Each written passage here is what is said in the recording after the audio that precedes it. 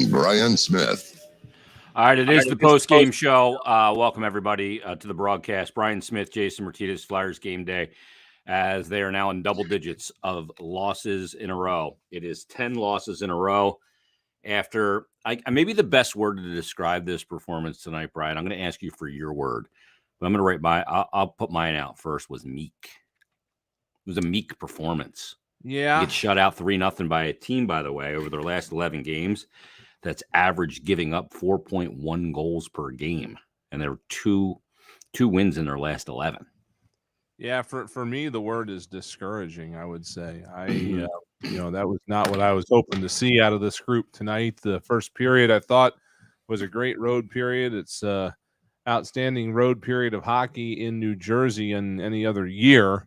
But what came after that, unfortunately wasn't good enough. And it's hard to sit there and look at it and think what exactly you need to fix to get out of it. But again, they're at this point, I guess, looking for little things to build on. And I guess tonight, if you're going to pull something out that you want to build on, it's that first period. Good defensive first period on the road, but they got to figure out a way to string all this together here because, like Coachy said, pretty soon it's going to be out of reach if this keeps up too much longer.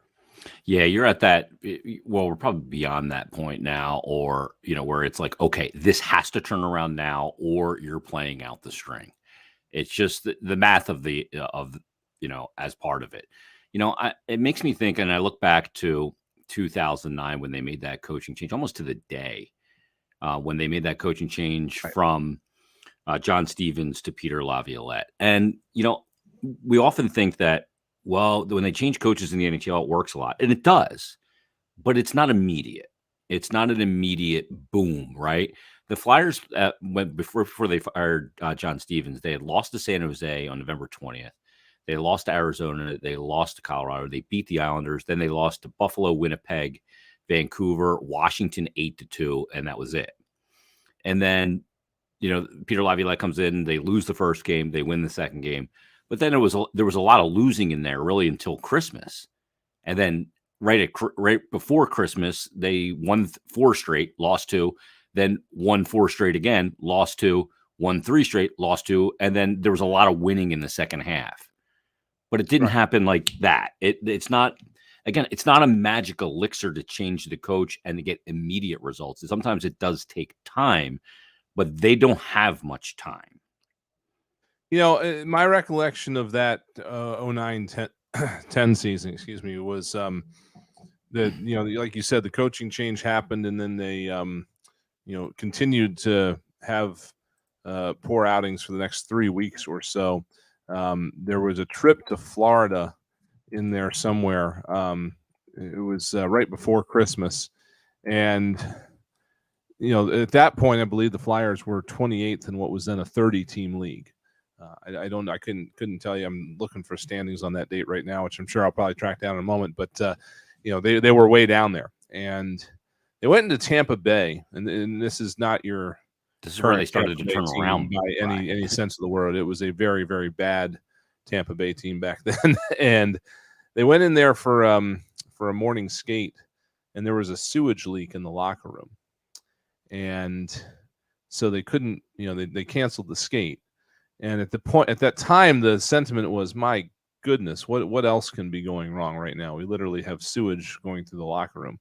And everybody just kind of laughed, and it was like, if you have to laugh or else you're going to go nuts. And they won that night, and then something clicked from there. So that's the main thing that you got to wonder if it's ahead for this team, is that, for this to get to the point where, you just kind of stop stressing about it, and then things click and go the other way. I don't know. That's so we're hoping on a busted pipe. Yeah, let's go smash a pipe in some other building. No, I mean, again, like you said, there's not going to be a lot of practice time right now.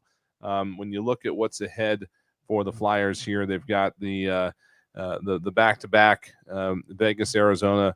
They have a travel day on the 12th. They may practice on the 13th. I'm not sure if that's practice or a day off. And then they're going to get into a little bit of a stretch where they might have some practice time. So you got the 14th New Jersey, 16th Montreal, 18th Ottawa, 21st Washington. So there may be 2 or 3 days in there where they get some practice time, but that's why it's going to take a while to turn things around. Whether you have a coaching change, when you have a coaching change like this, is because you need to find time when the coach can actually get in there and make the changes that he wants to make. You can only do so much in a morning skate. You can only do so much in a walkthrough, in a power play meeting before a game. So, again, I don't think it's like we talked about in the pregame show. There's a lot of hockey left to be played here, and a lot can happen. And we've seen it as recently with the St. Louis Blues that you can be last in the NHL with 60 games, 50 games to go, and win the Stanley Cup. So, that history that this league has recently, where there's a lot of parity and any team can beat any other team on any given night, usually, is the one thing the Flyers can hope for at this point. What's fascinating about that 09-10 season? They actually had a stretch from March 14th through April 2nd where they won 2 games and lost 9.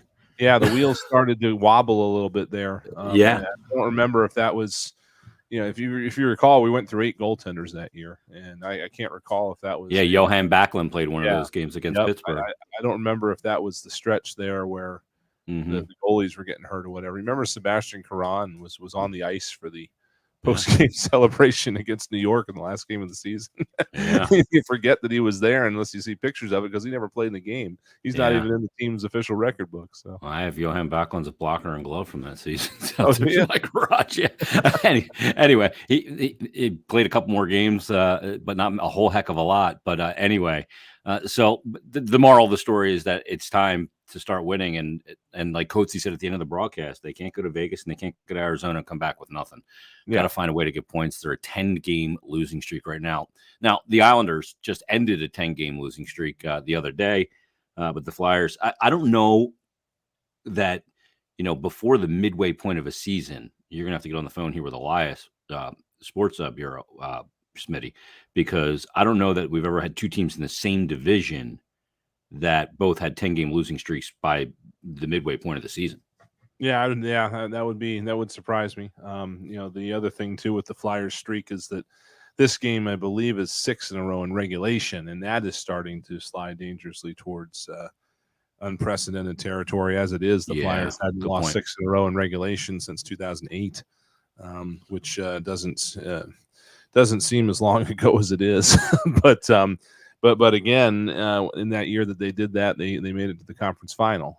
They have made the playoffs in the last 2 seasons where they've had 10-game winless streaks. So it doesn't spell a death knell when things like this happen. You obviously are not looking for them to happen, but I think, again, as we've been saying all along, the concern for me it hasn't been so much this 10-game stretch. It's the whatever it was, 8 games before that when the team stopped scoring. And so again, we were hoping last night was going to be kind of a breakout night, at least through or the last game rather, at least through this next game. Obviously it hasn't been, but that to me is the more concerning thing, is that this team can't score goals right now, and it's affecting everything else. I mean, 1 in 6 games this year they've been shut out. It's the 4th time they've been shut out this season, and we're 24 games into the season. I mean, they were shut out early on in the season against Calgary, the last game of that first road trip. They were shut out against Toronto at Wells Fargo. They were shut out against the Tampa Bay Lightning, and they were shut out here tonight by Mackenzie Blackwood, and a team that's been giving up over its last 11 games, 4.1 goals per game. So that's the disturbing part. All right, let's let our radio audience go here on 93.3 WMMR and the Flyers Radio Network. Let's thank a few people on that side before we do. We start with our in-studio engineer. That's Ryan Shuttlesworth. Our audio engineer is Chris Ashcraft, the Pancake. For Tim Saunders, Steve Coates, I'm Jason Martinez. You've been listening to Philadelphia Flyers Hockey, and for Brian Smith on the BetRivers.com Flyers Broadcast Network. Good night, everybody. All right. Now we pick it up for the stream audience only. And as I often say, Bri, we can let the cursing commence. Don't you wish we didn't have to? My gosh. I'd rather have an existence. I'm just sorry. I'm turning off my access unit. so we don't incur a large phone bill for the radio station. Um, Charge us for that crap? they may start to. After you lose 10 games in a row, they may start sending us a bill. Yeah. This is just unbelievable. It really is. It's just, I mean, shut out by this team is like stunning to me. Like, And it's not just shut out. Do we want to put that awful graphic that you texted me up? Oh yeah, I can put that up. They're shut out. Like if I sat here tonight and I watched the Flyers throw 45 shots at Mackenzie Blackwood and nothing went in, that would be one thing. But we have here a chart with so the shot scoring chances, right? Yeah, scoring chances. Okay. Yeah. You know that there are none in the slot. It's stunning, to be honest. The area immediately in front of the goal there, yeah, where all that white is. I'm gonna get rid of our overlay here real quick so people can see it. You look over at the Jersey side and you see that's a Bruce Springsteen song, isn't it? Yep. You look over there and you see all those big red dots there in that little in what we call the slot, which is those two hash marks down toward the crease. You look over at the Flyers and there's nothing there. I don't know what's the difference between a little dot and a big dot, by the way. So this little dot is actually that's the James Van Riemsdyk shot that went wide on the power play. That was the one I was referring to after the second period. Yes. That had a 0.9% chance of score. And that did not didn't even count as a shot on goal because it went wide. But, this is not shots. This is just scoring chances, which are different. But look at all the scoring chances right here. Mm-hmm. And okay, so this is the house, right? From here to here to here to here, and it looks like a house. That's why it's called the house. Can I get a little marker out here? Yeah, let me put a little marker on it. So here's the house, basically. Yeah. I wanted to use a marker. I didn't want to use just a box. Damn it. Okay, so here we go. You do not have Eddie Olczyk command over your teleprompter. No, I suck at this apparently. Let's make it black. And like, how do I make it a marker? Oh, I gotta hit this, I think. Yeah, is there an arrow there? A little arrow? No, it just wants to draw lines for me for some reason. No. I don't want letters. Go all the way to the left. What's that blue square there? What happens if you click that drop down menu right there? What happens there? Is anything elliptical selection, smart lasso? Yeah, I think that's not it. I guess. All right, let me. I'll try and bring it up again. I was gonna have you draw a sad face like I did when you sent it to me. Yeah, I mean, it's like, what is going on here, right? And we're looking at this. Oh, I gotta bring this up again. Jesus, it's like I love having the illustration of it though for people that are watching on the stream, so they can kind of see what we're talking about. Oh, that's not what I want. Damn it. Okay, here we go. I gotta move this over to my other monitor. Maybe. All right, we're gonna try this again. There we go. This is like a professional post-game show now. I think, see, like I'm clicking on this stupid thing, but it won't let me do anything. Maybe if I go to edit up at the top, it'll let me. I don't know. It's not letting me do it for some reason. Yeah. Tools? Would it be under tools? It could magnifier, be under tools. Adjust size. Any of those tools, a goal scoring tool? Yeah, can we get one of those? Yeah, that would be great. Yeah, I don't know how to get it, but anyway, I think people understand. All right, so I click on that, then I click on black. No, it's just still giving me shapes. I don't know what the deal is. I think I got to pay the bill. You don't want to see that much white in front of the net. That's for sure. Yeah, I think I have like a trial version. Oh, okay.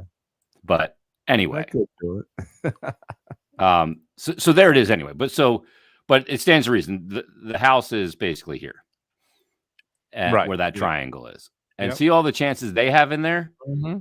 And look at all the chances the Flyers don't have in there. And you even made the Flyers house bigger than Devil's house just there. Yeah, we got more square footage. Just to get those two other red circles in there. Yeah, I mean, that's what I'm concerned about. And you know, it's not So it's not. I don't know. It's definitely not Mackenzie Blackwood goaltending that caused this. The question would be: did the New Jersey Devils all of a sudden remember how to play defense, or do the Flyers just not have a spark right now? It's one or the other. I mean, it's hard to say that the New Jersey Devils just figured out how to play defense because they've given up 4.1 goals per game in their last, bunch of games. Right. So, I mean, I don't know. Like, it defies logic. I mean, when you look at this chart, like, and this is Money Puck kind of deciding, charting the game. We didn't chart it, but that's disturbing. Yeah. To me. Yeah.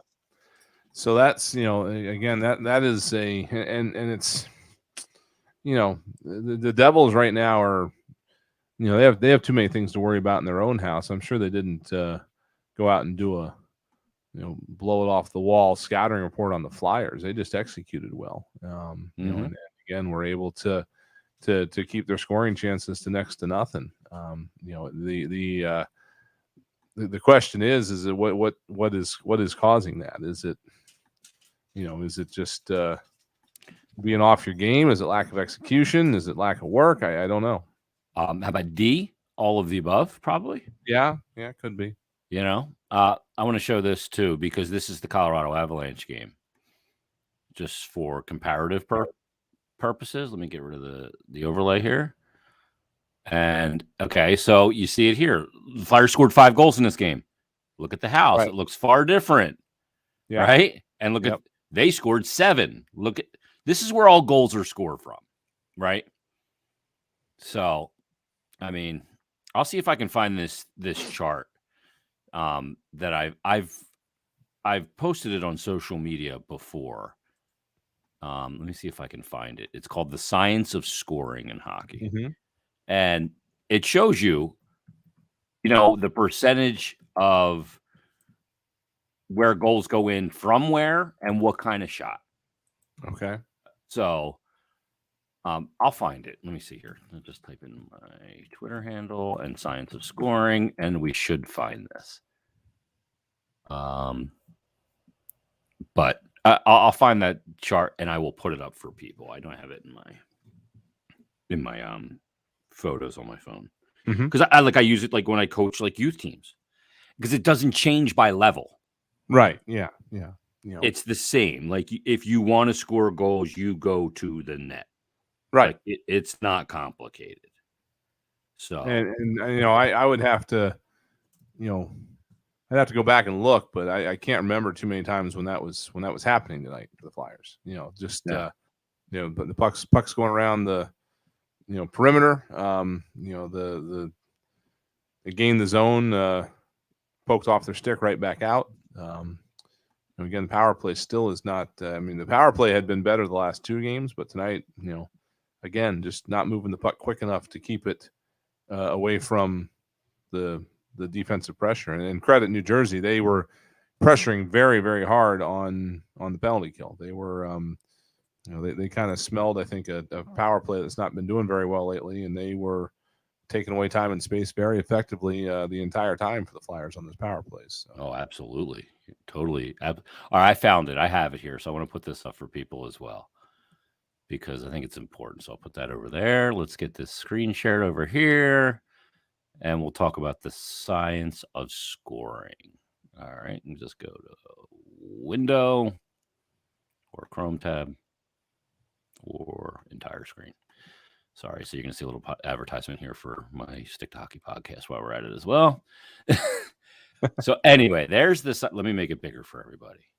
This is the science of scoring. So 34% of goals are scored in this arc. And it's a little blurry, but it tells you like exactly what kind of shots from where and all of that stuff. Like a wrist shot from, 18 feet. I'm going to bring it up on my other screen because it's blurry because I blew it up so much there. But like 10 to 20 feet from the net is where most goals, 34% are scored from that distance. And then below that, it says that 34 are, or 53% of the goals of that 34% are with a wrist shot. The other one, 14.5 are backhand, and then 13.4% which is what you see right here, is on a tip in. 21% are scored from here with, again, wrist shot or snapshot, backhand, tip in, and all the different ones. The slap shot, the only area where it's the most prevalent goal is all the way out here because it's a bomb from the point. But so few goals are scored from out there that it doesn't behoove you to shoot from out there. Unless you triggered me with the word backhand too, by the way. I didn't want to let this get away, that the goal that was called back for offsides was another goal that resulted from a failed chip clear off the high glass. Again, on the backhand. Some of them have been on the forehand, but a lot of them have been on the backhand, where the Flyers try to chip the puck up off the glass and start the rush the other way, but the player doesn't get all of the puck, doesn't get it high enough, doesn't get it hard enough, whatever. And this time it was Travis Konechny trying it, and I didn't really see if anybody was breaking out of the zone, but that got knocked down inside the blue line, and then next thing the Flyers know, it's in the back of their net. Yeah. I guess it was obviously a bit of a saving grace that the zone entry to get in the first place was offsides, but that was still another one of those errors that have creeped into this team's game that need to creep back out pretty quick. Absolutely. I don't want any of this to reflect on Mike Yeo. Sure. Like we brought it up, like when Laviolette was hired and blah, blah, blah. And the coaches don't just come in and fix he's not coming in and Ryan Ellis is not available now and all this stuff. Right. But it'll be interesting to see how this plays out. You got to figure out what you want to do as an organization. Chuck was so aggressive in the offseason with all the changes and turning over so much of the roster. I mean, are you going, I think we can win with this. We need to find the right coach and we need to get healthy. Or are we going, okay, we need some high-end talent. We have to not be good for a little bit so we can draft at the top of the draft. And so that determines what you do. There's certain coaches that are hired to develop, and then when it comes time to win, they go to another coach.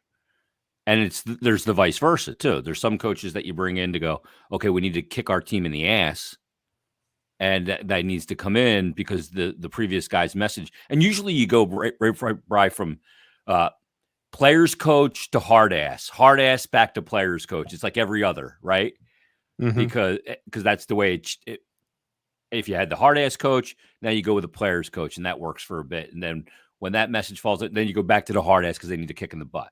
So, but I want, like, Alain Vigneault's a tough coach. He's not, I wouldn't call him necessarily a players coach or a hard ass, but he's more of a hard ass than he is a players coach. Yeah. I guess I would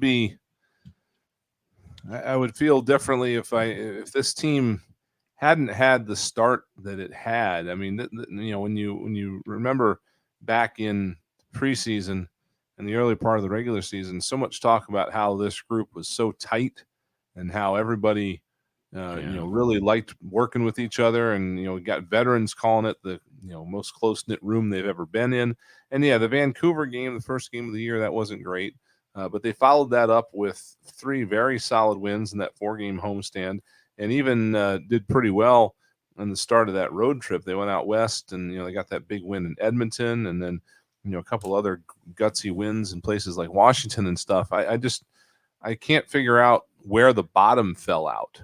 Like, just all of a sudden, now all of a sudden nobody knows, the identity's gone. The way out is not obvious anymore. I mean, usually that, okay, we've got to buckle down on, doing this part of the game or that part of the game. We got to not allow so many high danger chances. We got to do better job on zone entries. The only part of the team that was not great really from the get out was the power play. It did get 4 goals and 4 for 11 in the first 4 games, but that's a pretty small sample size, and you can almost credit that to luck. And then it went away, and then slowly everything else started to go with it. So that's why what perplexes me so much is that, obviously this group that Chuck put together was pretty effective earlier on, and then again all of a sudden just flatlined. So that is perplexing to me. Yeah, it feels like an eternity ago. It really does. I mean, that's how I feel right now. Like I feel like that was 2 seasons ago. Yeah. At this point, right? I mean, I don't know. I'm a beaten man right now. I don't know. Anybody have any suggestions what to do on the podcast for tomorrow? I mean, top 5 Led Zeppelin riffs. Where are we at? you know what I mean? Like, Yeah. it's depressing, but I don't know. Like this guy Monsoon Monahan just messaged, commented, and just said, "As a fan, I can't see the light right now. The team is lifeless, and it's hard to argue your point." You know, I got a question on Twitter. It said about the shot chart. You know, is there any other way to interpret that other than unwillingness to drive the net?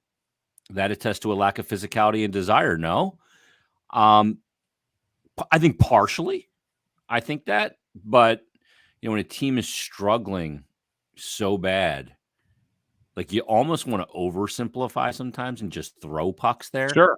Yeah. hoping good things happen. But that's not a way to have success. Like you Well, saw that one goal, the Brock goal, Bry. Mm-hmm. Puck crossed the slot line 2 times, 1 touch pass. Right. Yeah. That's how you score. I thought that there was some of that last night with just, throw stuff in the net and see what happens. But again, that's not sustainable over the course of a season or even a month, really. You gotta even a game. you gotta play you gotta play structured hockey. You've got to do the right little things right. So that that thing last night again. I don't know exactly what the impetus was for 5 goals. I mean, Claude Giroux obviously came out and played like he needed to prove something, but it just didn't carry over into Prudential Center tonight. And Flyers have never played well in that building. They never played well in any building the New Jersey Devils play in. Brendan Byrne Arena. It's not something that we don't have experience in seeing. But and again, we've been talking about this all game. But I mean, Flyers won 40 faceoffs, lost 19.